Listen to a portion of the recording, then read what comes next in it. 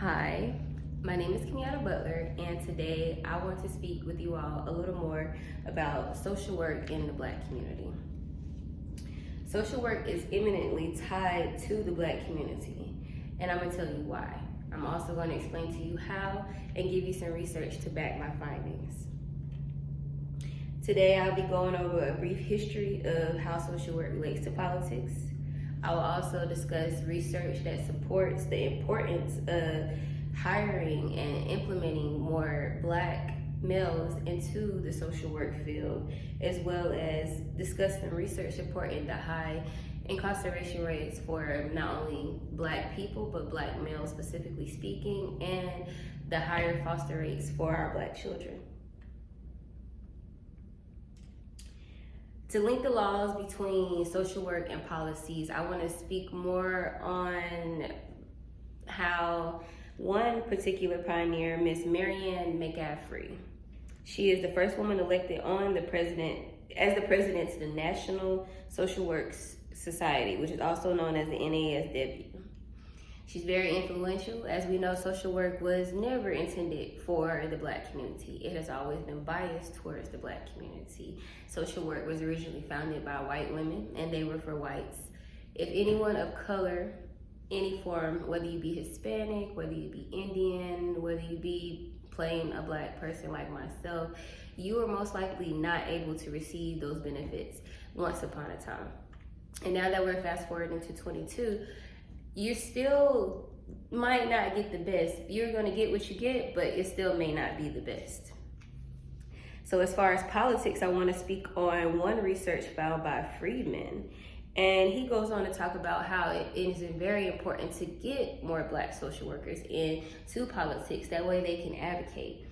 Black social workers are advocating for us as a Black community. We do not grow the same. We do not think the same. We are not even exposed to the same lifestyles of those who are non-Black, those who are in the white community, those who are in the suburban community.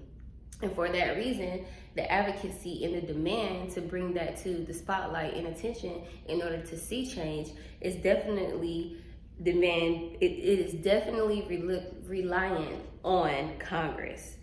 And placing, again, people like yourself and myself into these higher positions.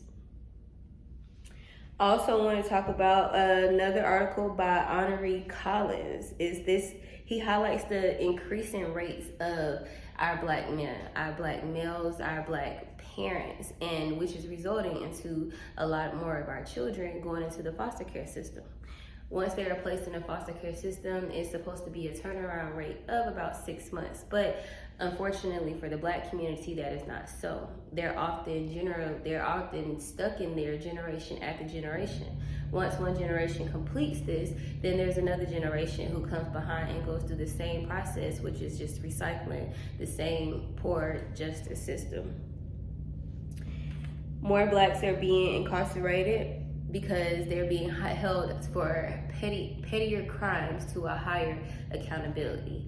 If you go sit in a courtroom, you might get a male with a simple possession charge. That male may be Black. And because that male is a Black male, he is going to be held to the highest extent. Although if a non-Black, a white woman commit a white collar crime, he may not have to serve half as much time. Although the crime may have been a little worse. Research also goes to say that anti-Blackness impacts the child foster care system. Studies conducted years ago, the system of welfare is counting as failing our Black children, providing strong evidence despite numerous policy changes and billions of dollars spent on the halfway century. The failure for Black children by welfare systems still persists. This has been a problem that has been going on for a long time. These have been problems that people are turning a blind eye to. Why are our Black children staying in the foster care system for so long? Why are they not taking in consideration Black cultures, Black beliefs when it comes to these foster care homes? These children are taken from what they know and placed into a foreign environment. And that causes destruction, that causes mental destruction, that causes beneficial education destruction. They may come from a place of poverty and placed in a middle class to a suburban lifestyle and have a hard time adapting, because those suburban lifestyles and those middle class lifestyles these children are not used to. And without more people like themselves that are handling them, they're becoming a little rebellious and causing them to be high risk, which means at this particular point, no one wants to adopt them. So we have what is called generational welfare, generational foster care, where my kids were in it, now their kids are in it, and their kids are going to be in it, until we figure out a good way to break the system. Also want to speak on some research done by Wilson P.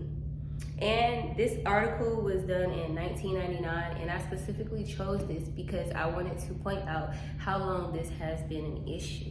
This has been an issue for decades and centuries at this particular point.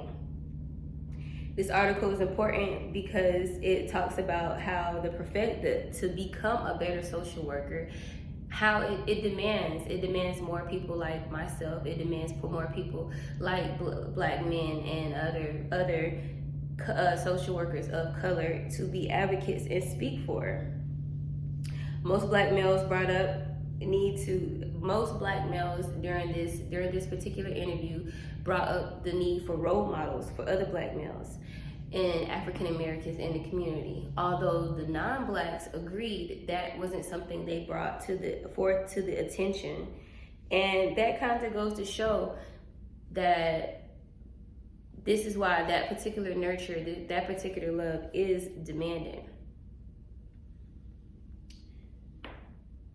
I also want to speak with you guys and highlight a little bit more on the effects of discussing disproportionate rates of African Americans in the U.S. system. I'm sorry. So, with all of these black men and women being placed on welfare and being more likely to be incarcerated, it's causing a disproportion in the United States of America. If you look at statistics do state, there is research to state that there are in the U.S.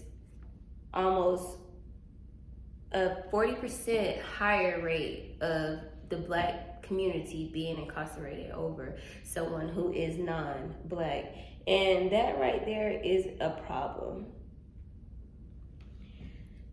So, with that being said, I just want you guys to understand the importance and understand the need for advocacy for our black community.